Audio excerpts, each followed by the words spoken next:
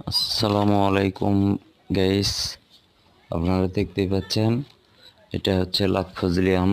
এই যে দেখেন, এবারে খুব একটা আম ধরেনি, তারপরেও মাশাআল্লাহ অনেক সুন্দর আম ধরছে। দেখেন এই যে আমগুলান দেখেন, দেখাইতেছে এই যে লাক্ষ ফজলি আম। এই যে দেখেন একবারে নিচে থেকে হাত দিয়ে পারা যাবে আর কি। এই যে কত সুন্দর প্রাকৃতিক সৌন্দর্যর মানে ইয়াই আলাদা।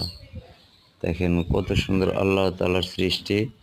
এর সামনে আরো বাগান আছে, এই যে সুপারির বাগান, তারপরে ওখানে মরিচ লাগানো হয়েছে, ওই সাইডে লিচু আছে।